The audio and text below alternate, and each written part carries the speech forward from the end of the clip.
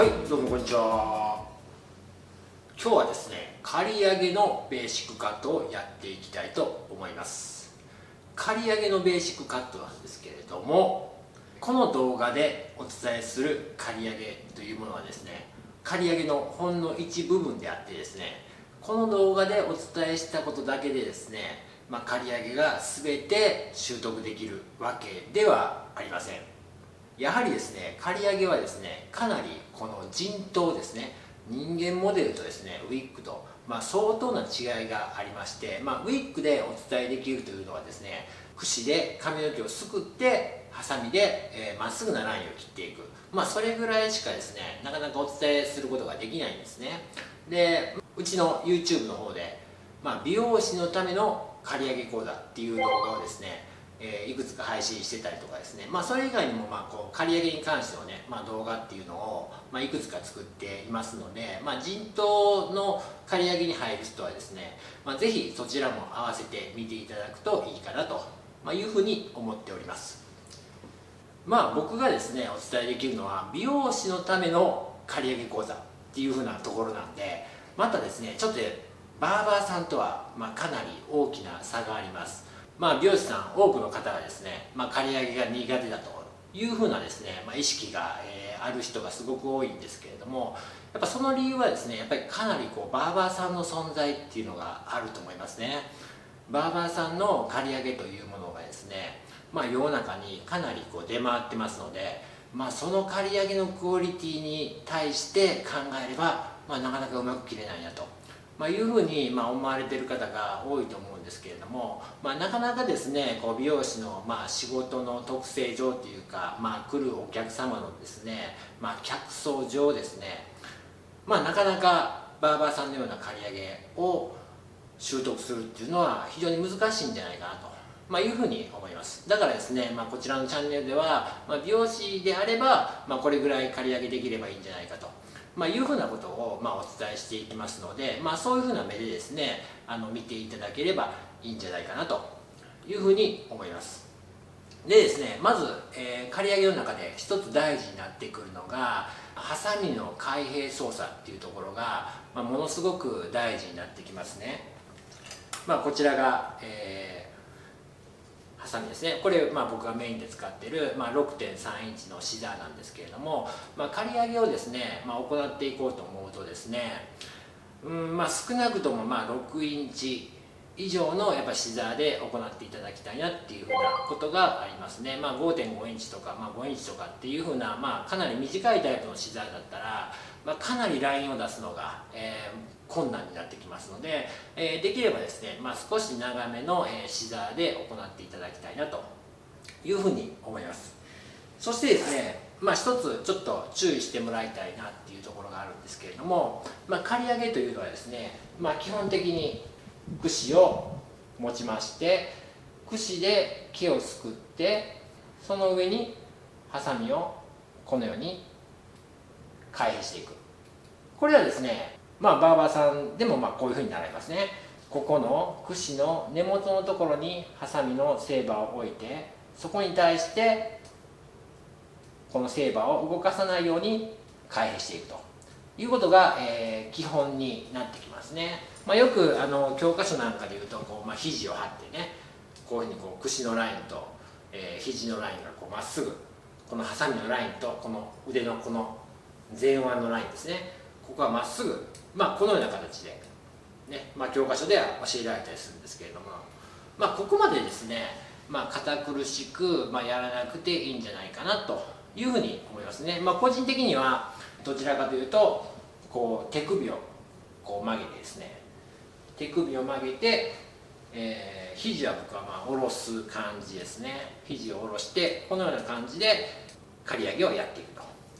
と、いうふうにやってます。これなぜこういうふうにやるかというとですね、こちらの方が楽だからですね。僕は結構YouTube でもよく言ってますけれども、楽な姿勢で仕事をするってことを、割と大事にしてまして、楽な姿勢で仕事をした方がですね、やっぱりクオリティが上がると思うんですよね。しんどい姿勢で仕事をするよりも楽な姿勢で仕事をした方がやっぱり LINE のクオリティとかが高まるというふうに思ってます。ますので、僕はどちらかといったらこの関節をうまく使って、楽な姿勢でカットをすると、いう方法を、選択しております。それとですね、僕の開閉操作で一つ特徴があるんですけれども、先ほども言いましたように、基本的には串を固定してハサミのセーバーをここの串の根元のねラインに固定してこのように、開閉していくで刈り上げを行っていくと、いうふうなことが基本になるんですけれども、僕の場合はですね結構ハサミをですね動かします。振るっていうほどじゃないですけど動かします。でこれ一般的にはハサミのセーバーがこういうふうに動いてしまうとこれダメだって言われてるんですね。まっすぐ切れないよと言われてます。それなぜまっすぐ切れないかと言いますとですね、これちょっと寄ってもらいたいんですけれども、このように置いて開閉してくるんで髪の毛がここでまっすぐに切れる。スパンとスパンとまっすぐに切れる。でハサミが動いてしまうというのは、この開閉して銅刃が降りてくるときにこの銅刃が降りてくる勢いでこのようにほらこのようにセーバーが落ちてしまう。ここまでしか毛が出ないのにね、ここから下は串には入ってきませんから毛がないところになりますね。ここまでしか毛が出ないのに銅刃の動きに合わせてこのセーバーが切る瞬間にこの串のこの根元のラインより折ってしまったらやっぱりこう綺麗な一定の長さで切れませんよね。こういうふうに。なのでセーバーを固定しなさいと、ここで開閉しなさいというふうな感じで教えられるわけですね。はい、でこういうふうに動いてしまったら切れませんよという感じになってきます。で、僕は結構ハサミをね動かすんですけど、どういうふうに動かすかって言ったらどちらかというとこういう感じで動かしますね。これぐらい動かします。カット中刈り上げ中これぐらい動かします。でこれはどういうふうになっているかと言いますとですね、銅刃が降りてくるときにこういうふうに下に下がってしまう。でそういうふうな感じでやるんじゃなくて、逆に銅刃が動いてくるときにセーバーを上げてくるんですね。ここのポイントに上げてくる、こういう感じですね。これに開閉が合ってくるという感じですね。はい、なぜこうするかっていうのはちょっと後で説明しますけれども、この銅刃が動いてきて刃が閉まるときにこう落ちてくるっていうのを個人的にはねこれダウンストロークって呼んでますね。でこのダウンストロークというのはですね、ハサミが毛からハサミが逃げたりとか、まっすぐなラインがこう切れなかったりとかっていうふうなことになってしまうんですけれども、こちらのアップストロークっていうふうに僕はこう自分の動かし方を読んでるんですけども、閉じる瞬間に上げていく、閉じる瞬間に上げていくっていう感じですね。こうなってくると閉じる瞬間にはここにこうセーバーがいるわけですから、しっかりとこう切れることになってきますね。でこれなぜ僕はこれを使っているのかと言いますとですね、ちょっとここにですねこのウィッグを用意したんですけれども、例えば基本的な動かし方ですね。こういうふうに串にハサミを固定してこういうふうに動かす、このように刈り上げをやっていくとですね、切りましたね。ほらこんな感じでこういう感じですね。こういうふうに上がっていくね。ずっと串に刃をひっつけているために切った瞬間銅刃が動くんで、銅刃がほら串に入っている毛をこういうふうに押し上げてしまうという形になるんですね。だから串の上の毛がですね常にこう銅刃が当たって動いている状態っていうのが分かると思いますね。分かりますよね、こんな感じね。はい、っていう感じになるんです。これでもですね、繰り返しガーってやってればまっすぐ切れてくるんですけれども、それに対してこうアップストロークで、刈り上げを行うとどういうことが起こるかっていうとですね、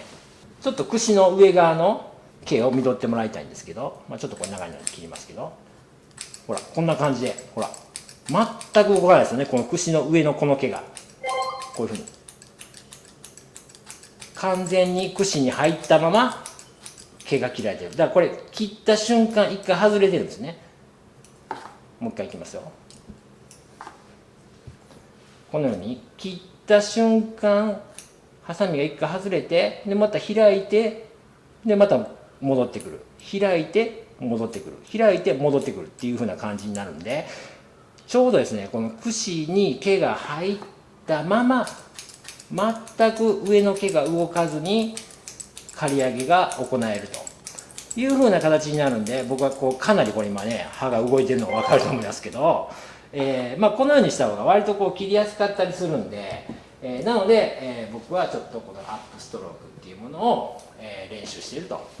う風な形になりますね。で、ハサミなんですけども、刈り上げの場合はですね、できるだけ切れるハサミを使ってもらった方がいいなと思いますね。ウィッグならまだしも、ウィッグはですね、毛が刃に絡んでくれるんで、割と刈り上げもやりやすいんですけれども、やっぱ人間のね、髪の毛ってなってきた時にやっぱり刈り上げとなってきたらかなり根元から近いところに刃を入れていくわけですから、かなりこう健康な毛が多いですね。非常にこうキューティクルで守られてる毛が、多いんで、やっぱりかなり切れるハサミじゃないと髪質によったら非常に弾かれる、こう毛がどんどんこう外側へねこう挟んでいく時にこっちへ外側へこうどうしてもね逃げてしまうというふうな現象が起こってしまいますので、なのでですね、しっかりと切れるハサミを使って、実際に陣頭をやるときはやってもらいたいなというふうに思います。それではですね、早速、刈り上げをですね切っていきたいと思います。はい、ウィッグ用意しました。ウィッグはですね、もちろん、新品じゃなくても構いません。どのウィッグでもいいかなと思いますね。多少刈り上げできる長さがあれば。こちらはですね、ベリーショートのカットをした、ウィッグ、そのまま出してきております。で、実際に刈り上げやっていくんですけれども、今回はですね、スタイル的には、全部上まで刈っちゃいましょう。上まで短くしちゃうっていう風なパターンですね。そしてですね、かなり上も短めに切ってやっていきたいと思います。ベーシックカットなんで基本的にはアシスタントの方がカットを覚えるためのまずその基礎練習という風な課題になりますので、一番優しい刈り上げですね。上まで刈るのが一番優しいんですね。本当難しいのっていうとやっぱこの裾の方だけ刈り上げるとかね、中段まで刈り上げるっていう風になってくるとですね、刈り上げてる部分と、髪の毛が寝てる部分、そのつなぎですよね、接合部って言われるんですけれども、その部分のぼかし方だとか、非常にこう難しくなってきますので、まずはハサミでまっすぐなラインを出すということが目的なんで、とりあえずですねこの上の方まで刈り上げていきたいと思います。その中段まで刈り上げる時の刈り上げから寝てる毛に対してのつなげ方とかね、ぼかし、接合部の作り方に関しては他の動画でも紹介してますので、そちらの方を見ていただければいいかなと思います。今回は上まで刈り上げて全体的にもしっかりと短くしていく、ハサミでですねまっすぐなラインをカットできるような課題ということでやっていきたいと思います。でまずはですねどこから切ってもいいんですけれども、横からやっていきましょう。刈り上げにしてはかなり今長いのでハサミですくいます。ハサミですくってで串を入れていきます。でまずはざっくりと切っていきましょ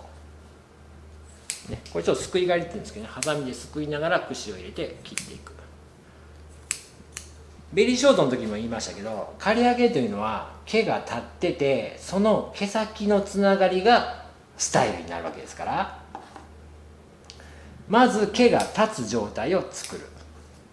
感じですね。はい、こういう感じで、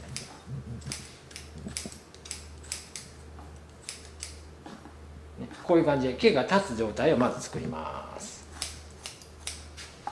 荒刈り状態っていうんですかね。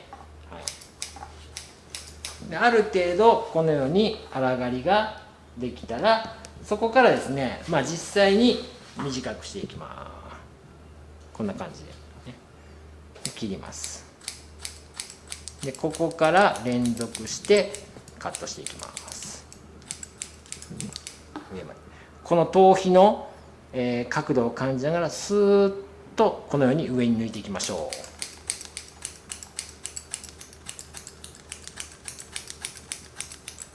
スーッと、ほんでちょっと最後空振りしながら終わるって感じですね。いきなりバスバスバスパツンと終わらないで、こういうふうにカットしていって、最後は毛が抜けてきてちょっと空振りしながら終わると、綺麗に馴染みやすくなりますね。はい、こんな感じです。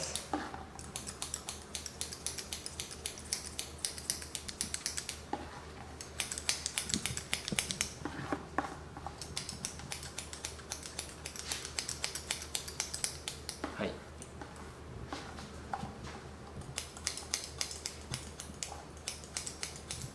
い、またちょっとね、最後乾かしてからもね、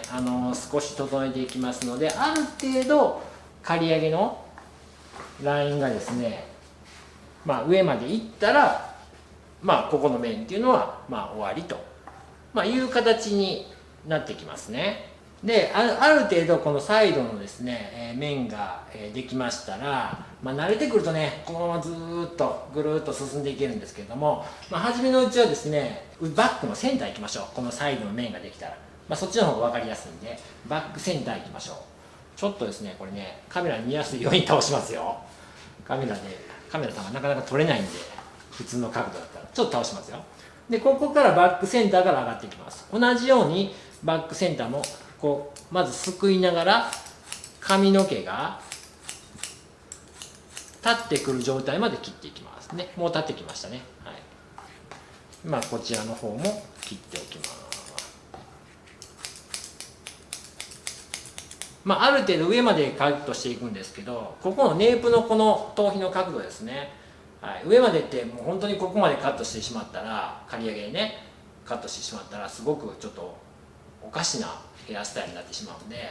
このネープのこの角度がまっすぐ抜けるぐらいですね。このように櫛を抜いていく。この角度に沿ってこのように櫛を抜いていくイメージですね、角度的には。でこれ僕ですね、普段美容師さんが使う今櫛で、カットしてるんですけれども、刈り上げ用のコームっていうのがね、ありまして、でそちらを持ってる方は、そちらをもちろん使っていただいてもいいと思います。でも基本的には美容師さんね、あんまり刈り上げ用のコーム持ってないんで、こういうのでカットしてます。で、ある程度こう立つような感じができたら、そこからこういうふうに連続でゆっくり進んでいきます。これ開閉操作が早ければ早いほどやっぱり早く進んでいいんですけど、開閉操作が遅いのに早く上に進んでしまうと、それはガタガタになりますね。開閉操作が早い人、これぐらいのスピードでも進むペース、スピードはこんな感じかなと思いますね。上に進むスピードですね。はい、っていうふうな感じで、バックセンターが仕上がってきますね。仕上がるっていうのは、今ちょっと粗切りが仕上がるんですけどね。そうなってくると、今度バックサイド、この部分が残っているというような状況になってきますね。で、刈り上げでですね、一番難しいのは、ここの右のバックサイドと、左の耳前ですね。ここが一番難しいと思います。右利きの人の場合ですけどね。なぜここが難しいのかっていうとですね、これ耳があるからですね。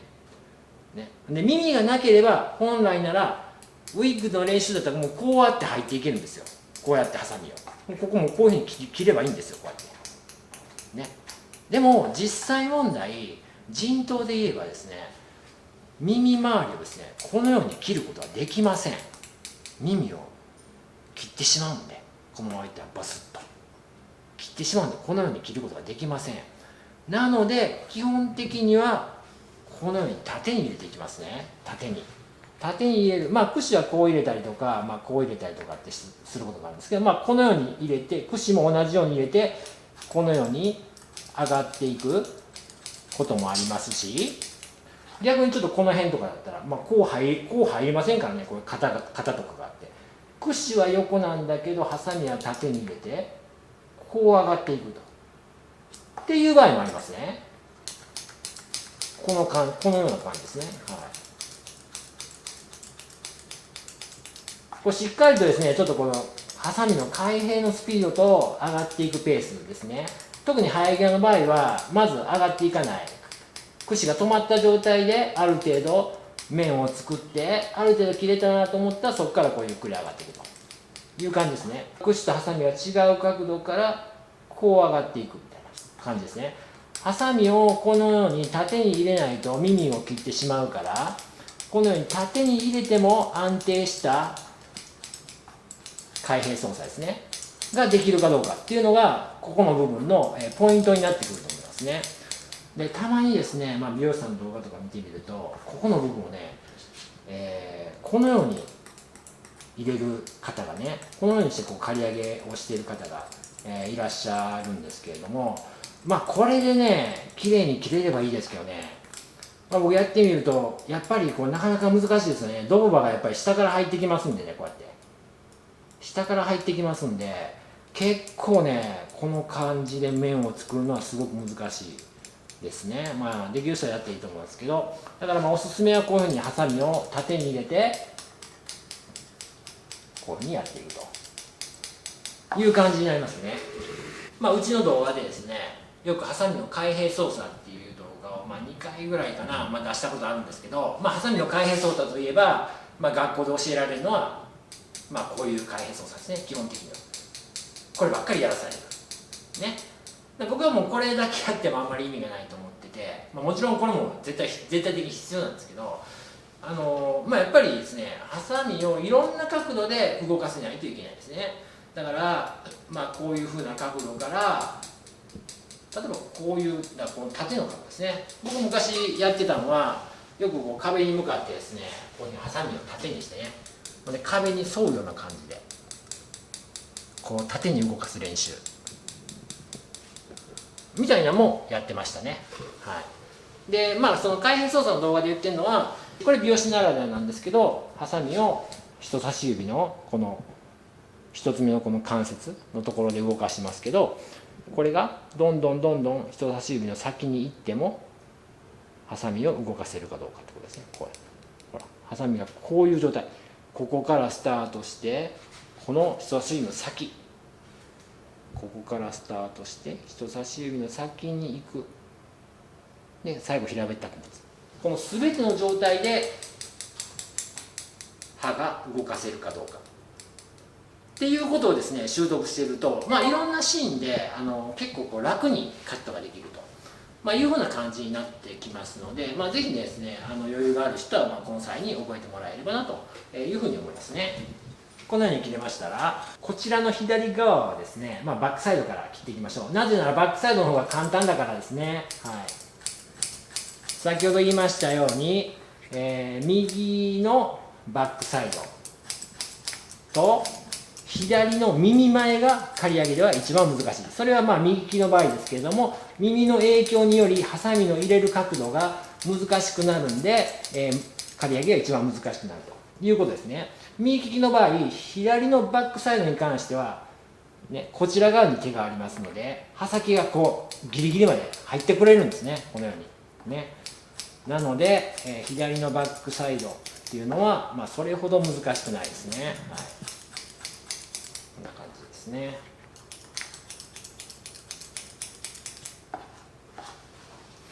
で、左のサイドに行きますね。でまずですね、左サイドもまず粗く切りましょう。このようにね、粗く切って、ある程度毛が立ってくる状態ですね。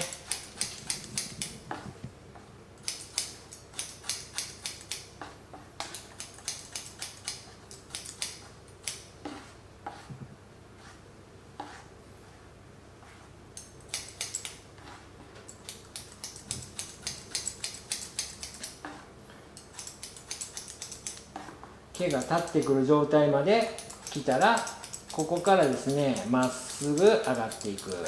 感じですね。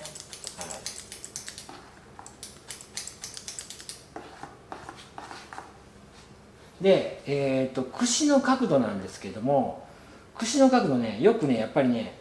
こういう面でカットするとね、ちょっと広がる感じかな。まっすぐでもいいんですけど、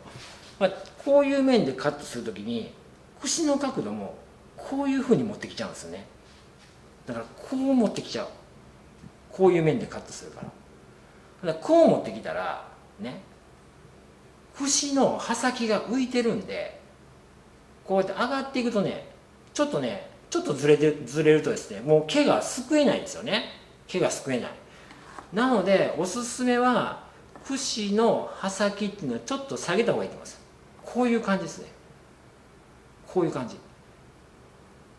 串の刃先をこう下げたら中に食い込んじゃうんじゃないのとね、いうふうに思われる方多いんですけど、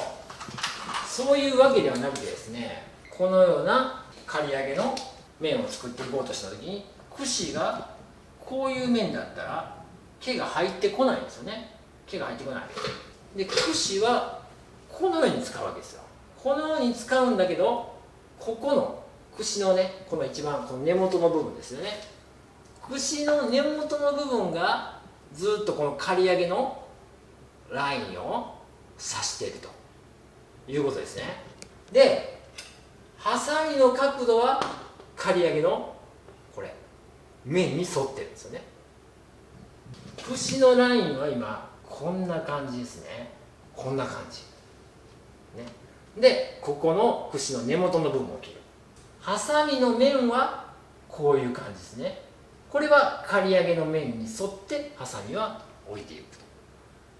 でここ全部平行じゃないんですよね。ここをね平行でやっちゃってる人が、だから串の面もこうだし、ハサミの面もこうだし、刈り上げの面もこうっていうふうなね、こういう感じでやっちゃってる人がすごく多いんで、こうなってくるとなかなか串が木をすくえないんで、すごく切り残しが多くなりますね。切ってもやってもなんかバラバラになる、面が整わないと、いう形になりますから、できればこの串を中に入れて、ハサミの面はこうで、串に対してハサミを置くんじゃなくてね、ハサミの面は刈り上げの面、串は少し中、このちょっと角度の違いを理解していただければよりうまくなりやすいと思いますね。こういう感じですね。串が中入ってるんですけど、ハサミは面上にある感じですね。刈り上げの面上にね。で最後は少し空振りで終わっていく、これねまっすぐ終わるんじゃなくて、ちょっと中に入り気味に終わってもいいと思いますね。はい、なぜならこのねこれも一応、上まで刈り上げなんですけど、一応接合部が存在しますので、接合部ってどうしてもピッとこう角が出てきやすいんで、少しその角を取るようにちょっと中に入りながら空振りで終わるみたい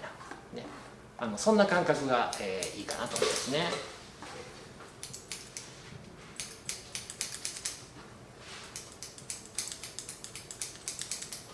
でこの耳の周りのここですね、これ非常にねウィッグだから簡単なんですけど、ここのね切り方、耳の押さえ方とかいろいろあるんで、これもうちの YouTube の方で全部紹介してますので、それを実際に見ていただければいいんですけどね。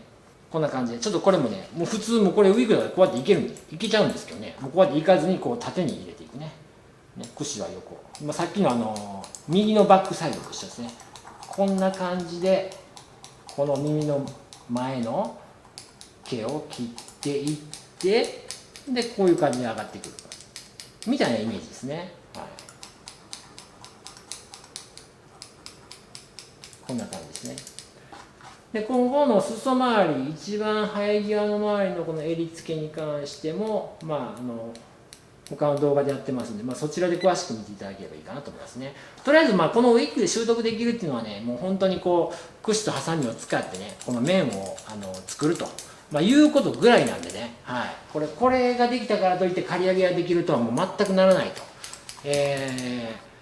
いうことはちょっと覚えておいてもらいたいなと思いますね。である程度この刈り上げのですね、ベースがこれでできてきたという感じになりますね。はい、で、ちょっと今回はですね、上も、短くしていきましょう。上の毛を、短くすればするほど刈り上げっていうのは簡単になってきますからね。だからもう坊主頭が一番簡単なんですよ。全部同じ長さにしたらいいから、刈り上げの中では。っていうことになりますから、まずはですね、短く切ってもらえればいいかなと思いますね。はい、スタイルによってはね、チョップカットで切った方がいいんですけども、今回はそれが目的ではありませんので、刈り上げの精度が目的ですので、ブランドカットで、切っていきたいと思います。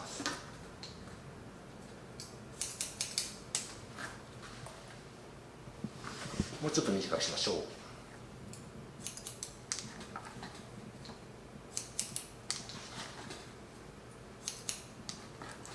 これもですね、もうこれぐらい短くなってきたらブロッキング取らずに、この手がこう引っ張ってくるこの感覚ですね、この感覚で長さを測っていく方が、逆に正確やったりしますね。スライス取って前のガイドを見つけて切るっていう風にするよりかは、これぐらい短くなってくると、前回のガイドっていうのがかなりですね、この前後に引っ張られることによってかなり長さが違ってきますんで、あんまりそんなガイドを意識するよりも手のこの感覚ですね、あ、これぐらい切りたいなーって、ね、みんな大体これぐらいだったら同じぐらいの長さのところに手を置けるじゃないですか、ね、こういうふうな感じで手を置くことができると思いますよ。その感覚を使って切る方が、こういうスタイルは長さも合わせやすいですし、形も出しやすいと思いますね。下手にガイドとかを意識することによって逆に狂いが生じるという形になってきますから、もうこの手が頭皮から離れていくこの距離感で切っていくということがすごく大事だと思いますね。はい、で、この角の部分ですね、角の部分も今刈り上げでちょっとこう長く残っている部分と今上の毛でつながっている部分っていう風な感じで出てくると思いますので、しっかり指で取ったらね、この角の部分も刈り上げの部分もこう指でですね、こう絞り取るように掴んで切っていきます。はい、こんな感じです。で、反対側ですね。はい、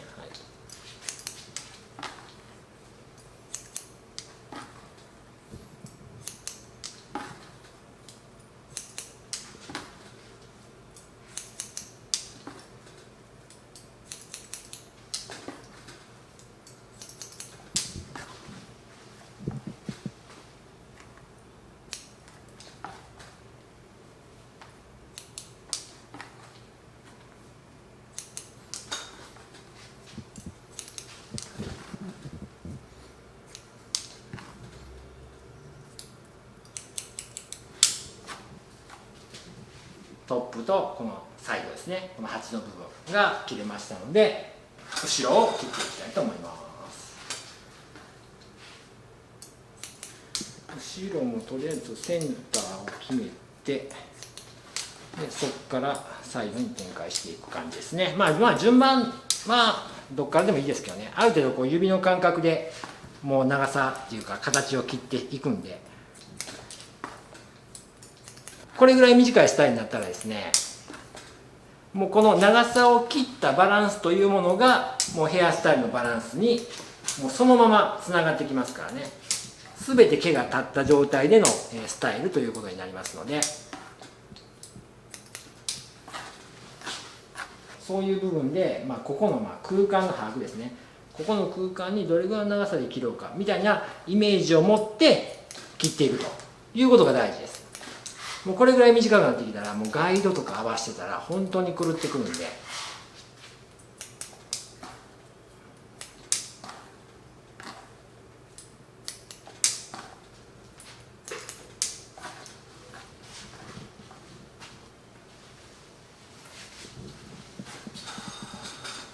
はい、これぐらいでいいかなと思います。でですね、一番上のねトップの髪の毛のところなんですけども、ブラントカットで切っただけなんで、毛先を、軽く、すいておくと、より雰囲気が出ると思います。で毛先もですね、センターぐらいからね、先切ったと同じような感じですいていきましょう、ね、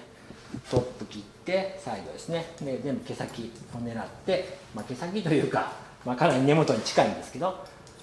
でこの刈り上げと上の毛のつながり部分はこういうふうに下から刈り上げ下みたいな感じで、この髪の毛の毛先の方を均等にすいていくという感じですね。このように入れて、はい、長さを切った角度ですね、で切ってます。でここはちょっと刈り上げっぽく切っていく感じですね。バックも毛先の方を均等にすいていきます。で、刈り上げ部分と上の毛のつながりの部分は、刈り上げするような感じで軽くつないでおくと、はい、この人によってね、その毛が固まっているところとか少ないところがあると思うんで、実際に陣頭やるときは、この時点で多少バランスをね、毛量のバランスを整えとってもいいと思いますね。こんな感じですね。はい。で、これでちょっと一回乾かしてからね、もう少し仕上げのカットやっていくんですけど、この時点ではまだまだ全然粗っぽく切ったんで、面を見ていただいたらそんなに整ってるわけではないですね。でこの時点でそんなに突っ込んで切っても時間かかるだけなんで、仕上げのカットがあるというふうな前提で、まずはこれぐらいの形を出していきましょう。はい、乾かし終わりました。ここからですね、仕上げ刈りですねをやっていきたいと思います。やり方としてはもうさっきウェットのところで、切ったやり方と一緒ですね。人によってはね、櫛を変える場合がありますね。細くて刃先の方がですね、こうくにゃっと曲がる櫛とかっていうのがあるんですね。でそういう櫛、刈り上げ用の櫛なんですけど、そういう櫛だったらやっぱり実際の陣頭のこう頭皮にもね、こうぐーっとこう馴染みやすいし、非常にこう細かい毛とかもこうすごいすくいやすいと。いう風な感じになるんで、もしこだわる方はですね、そういうのを使ってもらった方がいいと思いますね。今回ですね、多分多くの美容師さんが、使っているだろう、通常の、美容師がよく使う、櫛で、カットしていきます。ウィッグの場合はね、そこまで必要なかったりするんですけどね、はい、そんな感じでやっていきたいと思いますね。はい、こういう感じでさらにちょっと細かい感じで櫛の使い方、ハサミの使い方っていうのは、ほぼ同じなんですけれども、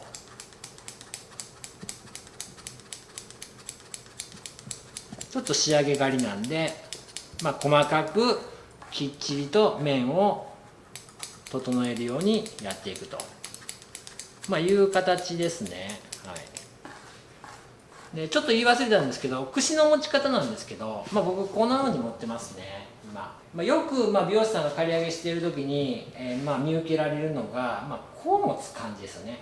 こう持つ、こう持ったり、こう持ったりされるね。こういう感じでやるのをよく見受けられますね。でやっぱりね、刈り上げって、特にウエットの時はそうなんですけど、こういうふうに切ったら毛をやっぱりね、下から上へ研いでるもんですから一回跳ね上げちゃうんですね。でもう一回下に研ぎたいとなった時に、こうなってくるとこんな感じで研いだりとかするんですね。でこのように、櫛をね、こういう感じで持ってますね。こういう感じでこのように持ってるとですね、このようにこういうふうに切って上に研ぎ上げた後にクリッとひっくり返してこう下に研げると。でまたクリッとひっくり返して上にこういうふうにカットすることができると。でまたひっくり返して研いで、結構これ使うんで、こうしておくと結構こう上下へのトップというかね、それができることになるんで、是非できる方はこの持ち方でひっくり返してこう研ぐというのをおすすめしてますね。で実際にこう面をね作っていきましょう。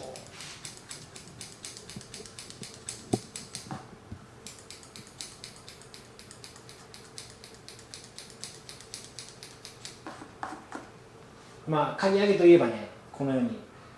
櫛に対してハサミをピタッとひっつけるっていう風な、なんかそういう風なイメージでやっぱやられる方がすごく多いんですけどね、基本の開閉操作がこれなんでね、どうしてもそういうイメージ、櫛の上でまっすぐ切ればできるんだっていう風な感じなんですけど、今回僕がお伝えしているのは、そもそも櫛とハサミのこの角度がねちょっと違いますからね。櫛が前に倒れてハサミがこのカットの面なんで、なので違いますから、どちらかというともうハサミでこういう風に面を整える。でもこれだったら不安やからちょっと櫛のここで支えるみたいな、そんなイメージでねやっていただいた方が僕は面が出ると思いますね。こういう感じで気持ち的にはこういう感じですね。これで面を整えていってる感じ。ただこれだけやったら食い込んだりとか不安なんで櫛で支えてると、ね、ついでにこういうふうに櫛の刃先を落とすことによって毛もこう中にこう潜ってる毛も、引っ張り上げてくることができると、いうふうな感じのイメージですね。全体的に優しくこういうふうに面をなでていくとおのずと面が整ってくるというのが分かると思いますね。ちょっとカメラさん撮りやすいようにウィッグ倒してますけど、この辺の襟付けに関してね、こうやってね指で刃を支えてねこういう感じで、やっていくんですけど、これもうウィッグ耳がないんでね、これで練習しても仕方ないんで、これは陣頭とかでまた解説してますので、そちらを見てください。でもこういうふうに最後のこの生え際の部分はハサミで整えてまっすぐするという感じですね。ここも使い方一緒ですね。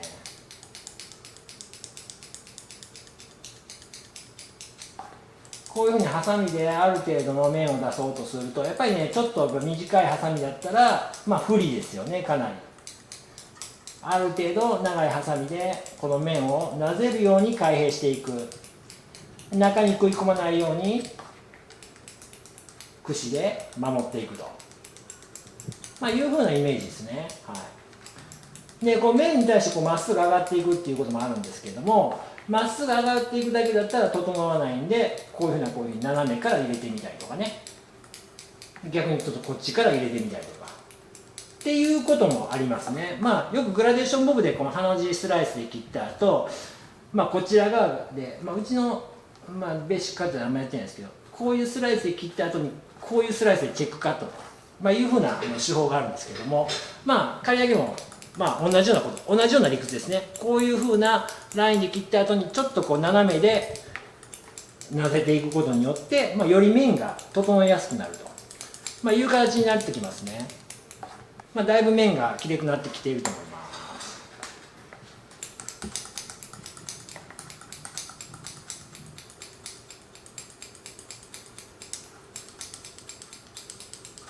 しっかりとアップストロークで必ず櫛のこのラインの上でハサミが開閉されているということが大事ですね。特にこれ仕上げ刈りになったらダウンストロークの人はこんな感じになって、もうこれも絶対切れないですから、仕上げの時は。粗切りの時は毛が結構櫛から出てきてるんで、多少ダウンストロークでもこの辺りで毛が引っかかってパスンと切れたりもするんですけど、仕上げ刈りの時は本当にミリ単位以下ですね。もう粉のような毛がね、今これ粉のような毛が落ちてますよね。粉のような毛が落ちてる。本当にもうミリ単位でカットしてますんで、しっかりと櫛のこのライン、一番根元のラインより上で開閉が行われてないと、ダウンストロークだったらね、一生切れないという形になりますからね。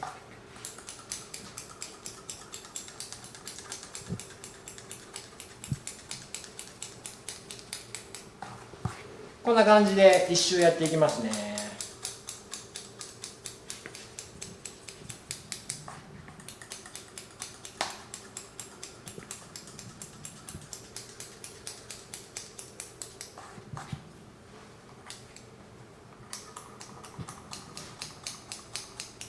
生え際なんかは割と固定刈りっていうんですけど、櫛を固定してある程度ここで面を作ってからで進んでいくというふうにやっていくと結構面が整いやすくなってきます。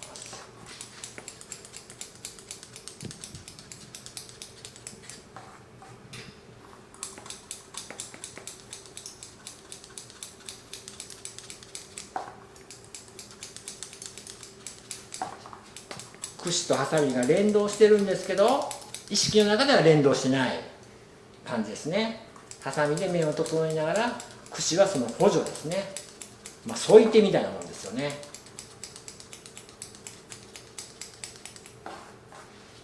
よくね、美容師のカットではやっぱりシェイプっていうのを僕はすごく大事にしてて、シェイプによって、かなりカットの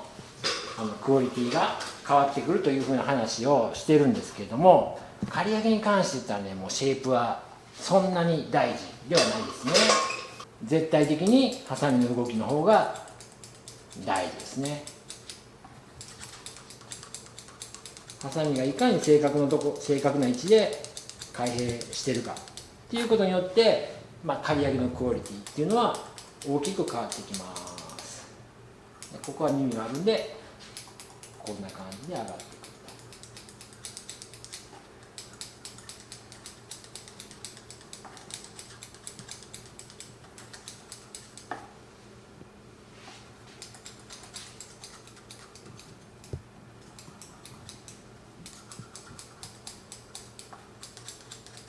ちょっとここもねこういう風なラインだけじゃなくてちょっとこうね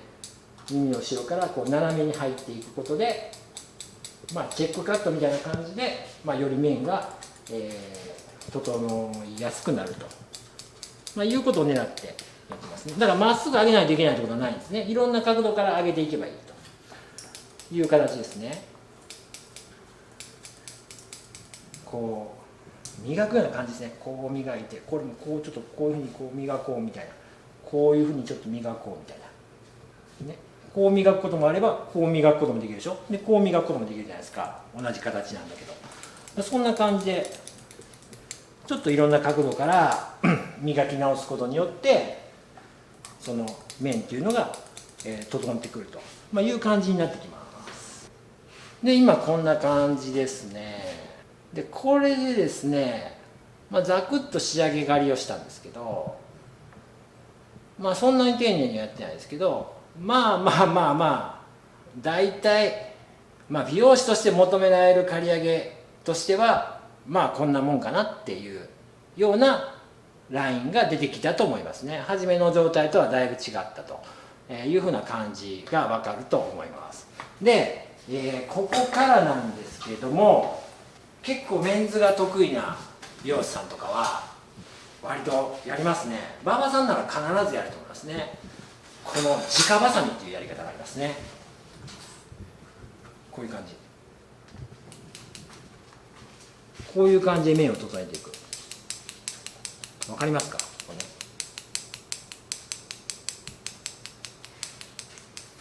これは絶対的に絶対長いハサミじゃないと無理ですね。短いハサミは絶対無理。この直バサミっていうやり方があるんです。これ一周やるんですね。でこの直バサミっていうのはどういうふうに動かしてるかって言いますと、普通開閉ってこうじゃないですかね。こちら側が正刃で4本の指を固定して親指が動くということですね。直バサミはこれ逆なんですね。親指をグッと奥まで入れる、親指を入れる。で本来胴刃のところをこう固定する。でこちらですね、本来正刃のこの4本側を動かすんですね。でこうなってたらちょっと動きにくいんで、まあ基本的には親指をグッと入れて、この薬指と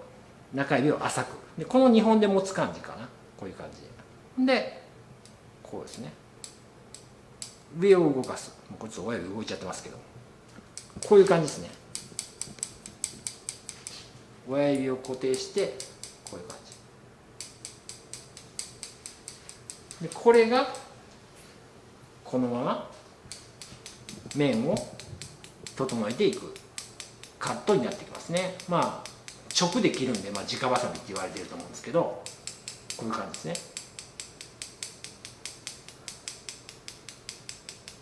でこれね、できればむちゃくちゃ面で出しやすくなりますね。むちゃくちゃきれくなる。僕もあんまりこれ久々にやったんであんまりできないんですけど、で直バサミに関して言うと、まずハサミが長くないとできないって、これ、もちろんなんですけど、相当にですね切れるハサミじゃないと直バサミっていうのは効かない場合がありますね。下手なハサミでやっちゃうと毛が折れちゃうことにもなりかねないですね。バーバーさんの世界では直バサミ専用のハサミみたいなのが売られたりしますので、ちょっとねなんか特殊な解き方があるんだったかな、僕ちょっとあんまり覚えてないですけど、そういうような感じなんで、僕はね美容師さんはもちろんできる人はやればいいと思いますけど、僕やらなくてもいいと思いますね。直バサミに関して言うと、どうしても面を整えたい方は僕はですねバリカンで整えることをおすすめしますね。櫛を入れて実際にこうバリカンの、一番短いやつですね、基本的に使われてる、パナソニックの電動バリカンだったりとかしたらやっぱり 0.8 ミリなのかな、櫛を入れてこうバリカンでこう磨いていく。そのやり方もですね動画で美容師のためのバリカンの使い方みたいな感じで、動画でやってますんで、そちらを見ていただければいいかなというふうには思いますね。バリカンもですねすごく刈り上げが苦手な美容師さんにとってはですねものすごく有効な武器になりますので、ぜひ使い方を覚えていただきたいなと思いますし、僕もですねガンガンバリカン使ってですね、刈り上げっていうものをですね、やってますんでですね、ぜひそのバリカンちょっと怖いなっていうふうな、抵抗があるかと思うんですけれども、全然ハサミの方が難しいと思いますから、ぜひですねバリカンのやり方っていうのはですねちょっと練習してやってもらいたいなというふうに思います。ということでですね、大体今回のカットは、これぐらいで終了してもらってもいいですし、ちょっとこだわりたいっていう人であれば、ここから、さらにバリカンで磨いていったりだとか、ちょっと直バサミもやりたいんだと、ハサミもいいのがあるんだという方はですね、直バサミの練習がてらにですね、その直バサミでこう面を出していってもらってもいいかなというふうには思うんで、基本的にこのウィッグを使って覚えれるカット、刈り上げのカットっていうのはこれぐらいなんで、今日のカットはですね、これで終わりたいと思います。はい、最後ですね、ちょっと面をバリカンの方に磨いて、スタイリング剤を、つけてみました。はい、こんな感じですね。これぐらい切れたら、とりあえずこのウィッグでできることは、これぐらいじゃないかなとは、思いますけれどもね。冒頭でも言った通り、ウィッグを切る、そして上まで刈り上げる、そして上を短くするって、これ一番刈り上げの課題としては、簡単な課題を設定してるんですね。しかしながらですね、まずやっぱりこう刈り上げを習得していこうと思うと、まずこの櫛とハサミを使ってやっぱある程度の面が出せれるってことですね。そしてその面の角度をスタイルによってコントロールできる、そしてつなぐことができるっていうところがまず刈り上げのですね基礎の基礎となりますので、しっかりとですね、これぐらいは切れるように練習してもらいたいなと思いますね。でもちろんですね、もう刈り上げこれができたからといって、刈り上げ習得っていうふうなところではですね、全然ないですので、非常に奥が深い技術といいますか、やっぱこう理屈で覚えるというよりかは、どっちかっつったらやり込んでやっぱりこう体に染み込ませていくというふうな、そっちの類の技術だと思いますんで、僕もですね、実は、若い時から4年ぐらい実際バーバー業界でやってたんですけれども、もう刈り上げがね簡単だなと思ったことは一回もないですね。で自分がもう完璧にできるなと思ったことも一回もないですね。でやっぱそれぐらいね、なかなかこう実際の人間モデルになってくると、そのいろんな紙質が出てきますので、それをきれいにこう刈り込むっていうのはすごく難しい技術だと思いますね。で美容師さんにはなかなかそういうことやる機会も少ないですし、かといってね、そのバーバーさんほどやっぱクオリティを高めないといけないかというと、実情そういうわけでもないというふうな部分がありますので、ぜひ近くのスタッフとかですね、ご家族の方とかね、そういうふうな刈り上げできそうな方がいましたらですね、どんどん切らしてもらって、実際のこう陣頭でね、もういろんな角度、とかいろんな薄さですよねを刈り上げができるようにこう練習していってもらいたいなと思いますし、ハサミである程度切れるようになったらそのバリカンを使ってね綺麗な面を作るというふうなことも覚えていってもらえればいいんじゃないかなというふうに思います。刈り上げね、非常に難しい技術だと思いますので、しっかりとトレーニングしてもらいたいなと思っています。